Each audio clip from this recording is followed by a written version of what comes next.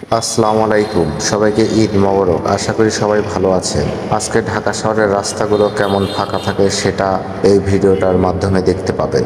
ঈদের জন্য সবাই ঢাকা ছেড়ে নারীর টানে আপনজনদের কাছে ঈদ করতে চলে গেছে গ্রামের বাড়িতে।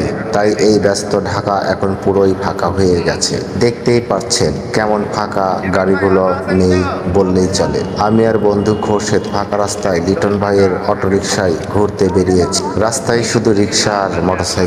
আপনারা দেখতেই পাচ্ছেন কেমন ফাঁকা রাস্তাগুলো।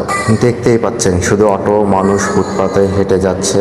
হয়তো বা এসব মানুষের কোরবানি দেওয়ার পরে বাড়িতে চলে যাবে। তখন ঢাকা শহর আবারও ফাঁকা হয়ে যাবে, আরো অনেকটা। যেমন ফাঁকা দেখছেন এখন, তার চাইতেও ফাঁকা হবে। এই রাস্তা নগর ভবন, বংশাল, গুলিস্তান এবং আশেপাশের রাস্তা। দেখতেই পাচ্ছেন এই ফাঁকা রাস্তায় আমাদের লিটন ভাইয়ের রিক্সা ছুটে চলেছে। সামনে যে মোড়টা দেখতে পাচ্ছেন এটা হচ্ছে সচিবালয় শিক্ষা ভবনের মোড়। আমরা এই মোড় থেকে বামে ঢাকা বিশ্ববিদ্যালয়ের মধ্যে ঢুকবো।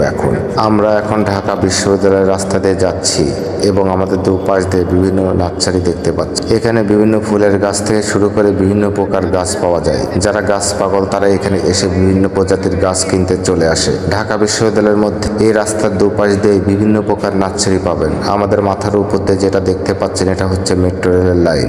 রাস্তার পাশে যে নার্সারিগুলো দেখছেন, এখানে কোনো গাছ কিনলে অবশ্যই দরদাম করে কিনবেন। সামনে যে মোড় আমরা দেখতে পাবো সেই মোড়টার নাম দোয়েল চত্বরের মোড়। রাস্তায় শুধু রিক্সা আর রিক্সা।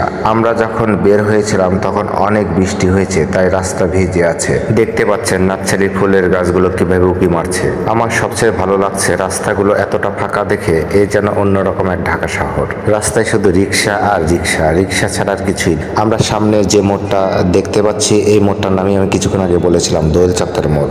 এই যে বামে দেখতে পাচ্ছেন দোয়েলের ছবিওয়ালা যে মোড়টা দেখতে পাচ্ছেন এটার নামই হচ্ছে দোয়েল চত্বরের মোড়। আমরা এখন এই দোয়েল চত্বর মোড় পার হয়ে এখন ঢুকলাম শরৎদ্বীপ উদ্যানের পাশ দিয়ে যে রাস্তা ঢাকা বিশ্ববিদ্যালয়ের মধ্য দিয়ে টিএসসি মোড়ের দিকে গিয়েছি। আমরা সেই দিকেই যাচ্ছি রিক্সাতে করে। লিটন ভাই তার আপন মনে তার অটোরিকশা চালিয়ে যাচ্ছে ফাঁকা রাস্তা দিয়ে। লিটন ভাই বলছে এমন ফাঁকা রাস্তা যদি সব সময় পেতাম কতই না ভালো হতো। এই রাস্তাগুলো ঈদের পরে আবার মানুষে ভরে উঠবে। রাস্তায় এখন শুধু রিক্সা এবং কিছু গাড়ি এবং মোটরসাইকেল, যানজট নেই। এমন রাস্তা রিক্সাতে বেরোনো এক অন্যরকম ভালো লাগা কাজ করে মনের মধ্যে, যা আপনাদের বলে বোঝাতে পারবো না। সামনে মেট্রো রেল স্টেশন পাবো।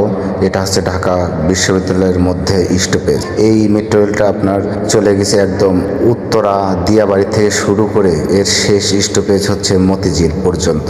আর আপনি যানজট যদি এড়াতে চান তাহলে এই মেট্রো রেল ব্যবহার করতে পারেন। মেট্রো রেলে আপনি খুব দ্রুত সময়ের মধ্যে আপনার সময় বাঁচাতে পারবেন এবং আপনার গন্তব্যে পৌঁছাইতে পারবেন। রাস্তার পাশ দিয়ে কিছু দু একজন মানুষ হেঁটে যাচ্ছে। কি সুন্দর এক অপরূপ ঢাকা। এই ঢাকা যেন আমরা কখনো দেখিই নাই। আমি এই প্রথম ঢাকা এত ফাঁকা দেখতে পেলাম। ঢাকা শহরে সবসময় থাকা হয়, কিন্তু এমন ফাঁকা রাস্তা চোখের সামনে খুব কমই পড়ে। এবার ঈদ ঢাকাতে করা হচ্ছে বলে এমন ফাঁকা সুন্দর ঢাকা উপভোগ করতে পারলাম। আর লিটন ভাই পরিচিত মানুষ, তার রিক্সাতে করে ঘুরছি আমি আর খোরশেদ। এক অন্যরকম ভালো লাগে কাজ করছে। সত্যি খুব সুন্দর লাগছে রিক্সাতে ঘুরতে, যা বলে বোঝাতে পারবো না। রাস্তাগুলো এতটা ফাঁকা, পরিচিত ঢাকা শহরটাকে অপরিচিত মনে হচ্ছে। খুবই ভালো লাগছে আমার কাছে। আপনারা সামনে যে মোড়টা দেখতে পাচ্ছেন এটার নাম টিএসসির মোড়। আমরা কম বেশি সবাই এই মোড়টাকে চিনি। আমরা যত দাবি দাওয়া আছে সবাই এই টিএসসি মোড়ে এসে তাদের দাবি দাওয়া করে থাকে। টিএসসির মোড় সবসময় আড্ডায় জমে থাকে।